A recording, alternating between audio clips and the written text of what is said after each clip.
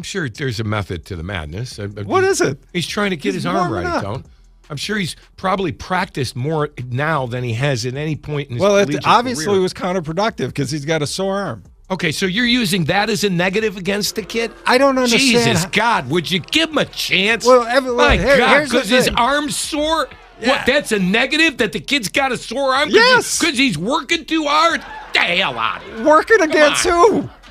Get out of here. You got an agenda with that. You're going to, you know what, Rizz. Tone? That's going to bite you. Shedeur Sanders' arm soreness has sparked a full-blown debate. And of course, his critics are seizing the moment to turn it into something negative. Toni Grossi, who has been taking shots at Shedeur for a while now, has really taken it to another level with his latest take. This time, he's mocking Shedeur for his arm soreness, claiming that he managed to get sore after fewer reps than any other quarterback on the roster. But Rizz wasn't having any of it, and he immediately called Grossi out for this one. Rizz made it clear that arm soreness isn't something to mock. It's actually a sign of hard work. He pointed out that this is the first time Shedeur Sanders is pushing his body through such intense training, so it's only natural for him to experience some soreness. It's part of the process, and Rizz made sure to remind everyone that there's absolutely no shame in it. It's all about putting in the work and trusting the grind. And Rizz is right, because even coach Kevin Stfansky backed up those statements. Stfansky made it clear that Shedeur has been working at the highest level possible. He highlighted that before the session even started, Shedeur was putting in the effort to make sure he was ready for everything the team threw his way. The hard work and dedication are there, and it's paying off in ways that go beyond just physical soreness. Stfansky's words were a strong reminder that this kind of commitment is exactly what it takes to reach the next level, no matter the challenges. It's easy to overlook the effort behind the scenes, but when you hear a coach like Stfansky, who's seen countless players come through, acknowledge that kind of drive, it's clear that Shedeur's got what it takes to succeed. I'm not going to get into specifics on the players and where they're getting reps and those type of things. He's working extremely hard, like all those guys are. We're still not yet through the installation schedule. We're still just introducing 2-minute yesterday. We'll introduce some different distances today, situationally, so I wouldn't really think much past that. Toni Grossi has now stooped to a new low with his latest take. This time, he's mocking Shedeur for his arm soreness, claiming that Sanders managed to get it after fewer reps than any other quarterback on the roster. It's a cheap shot, and honestly, it feels more like an attempt to tear Shedeur down rather than offer any real criticism. The fact that Grossi is using soreness, something every athlete deals with, as a weapon just goes to show how far he's willing to go to discredit Shedeur's work ethic. He's got the fewest reps in camp, and he's got a sore arm. Why? Well, people say he throws a lot before practice and after practice. Well, how counterproductive is that? And honestly, this is where Rizz's frustration has some truth. Toni Grossi has been at it for a while now, consistently trying to find faults and paint Shedeur Sanders in a negative light. Even when the training sessions began, and Shedeur was putting up impressive numbers, Grossi still found ways to nitpick every small shortcoming and highlight them as if Shedeur was failing. It's almost as if Grossi has been waiting for any opportunity to tear him down, no matter how well Shedeur performs. This kind of constant scrutiny has been a recurring pattern, and it's hard not to notice. It's clear that no matter how much Shedeur excels or pushes himself, Grossi seems more focused on finding something to criticize than acknowledging the hard work and progress. I guess so, if they think so. I know what I saw. That's why I charted numbers. I had numbers to prove it. He was 3 of 8 in his second set of 7-on-7. Who was 3 of 8? Shedeur. Okay. The other guy was 6 of 8. Okay. Slightly better. Okay. Yeah. This is a period where the ball is not supposed to hit the ground unless a defender wraps around. But they are rookies, Tony. Toni Grossi has never been one to admit that Shedeur Sanders is better than Dillon Gabriel, and it's clear he was never going to give him a fair chance. He's been steadfast in his criticism, refusing to acknowledge Shedeur's potential. In fact, when the idea of the Browns giving Shedeur a chance was brought up, Grossi laughed it off as if it was a joke. His dismissive attitude towards Shedeur's abilities only highlights how deep this bias runs. No matter how much Shedeur proves himself, Grossi seems determined to downplay his talents and shut down any chance he gets. It's frustrating to watch because Shedeur has done everything right. He's worked hard, shown growth, and proven his worth time and time again. To get better each and every day? Well, like, you make it sound like there's no way he can get any No, better. I don't make and it you're sound that pissing way. people off. I don't make it sound that way. You asked me who looked better.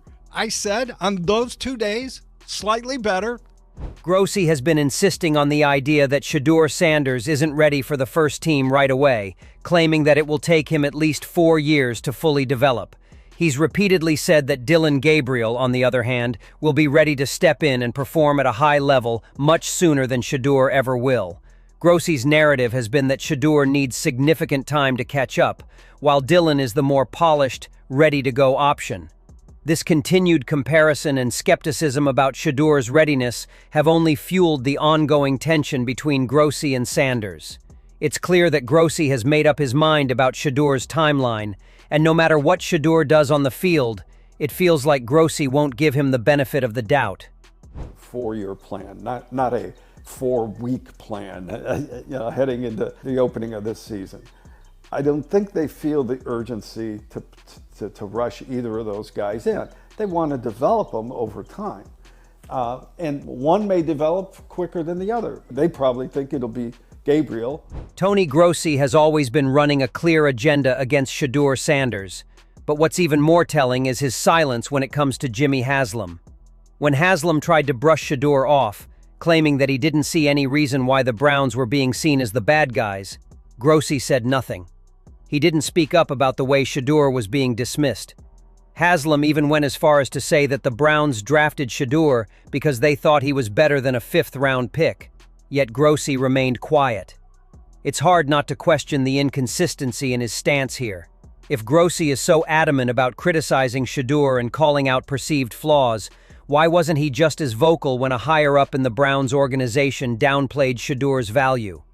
Despite all the criticism he aimed at Shedeur, Toni Grossi kept on praising Gabriel.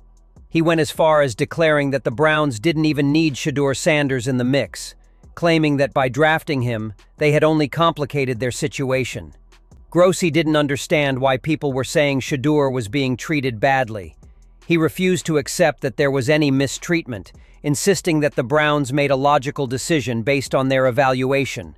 His dismissal of Shedeur's challenges and his constant support for Dylan only added fuel to the fire of the ongoing debate. What do you say when you hear that narrative that the Browns are Mistreating him. Yes. I shake my head. I don't understand it at all. They complicated their own situation by drafting him when they did.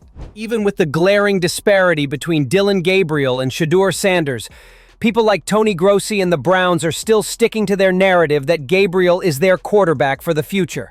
But let's be honest, he's simply not.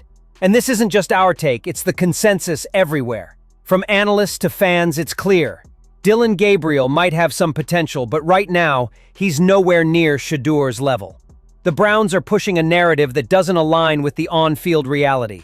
It's hard to ignore the difference in performance, and yet, they're doubling down on Gabriel. What's baffling is how the Browns seem so determined to sell this story, even when Shedeur continues to show he has the skill, the poise, and the potential to be a standout quarterback. It's almost as if they're willfully ignoring what's right in front of them, choosing to stick with their narrative over facing the truth.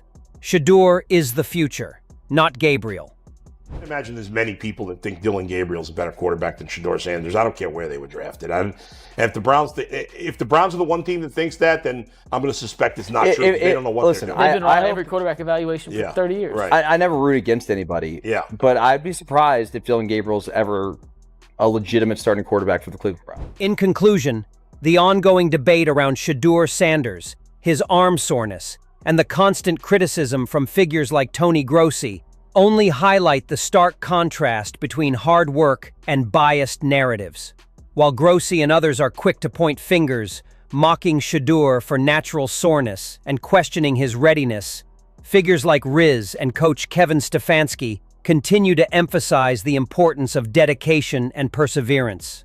Shedeur's commitment to pushing his limits, even when facing challenges, is something that should be celebrated, not ridiculed. The reality is that Shedeur is working at an elite level, showing up every day with the mindset and drive to improve.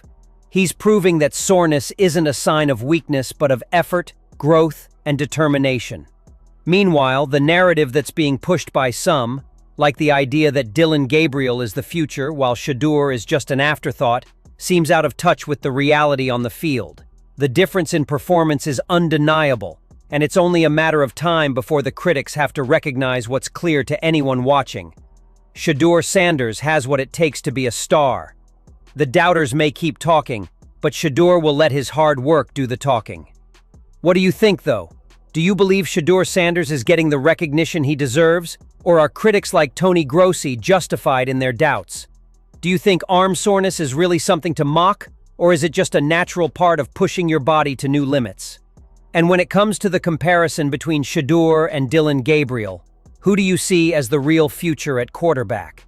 Is there something deeper behind the narrative that Shadur still needs time to develop, or is that just a way to downplay his potential?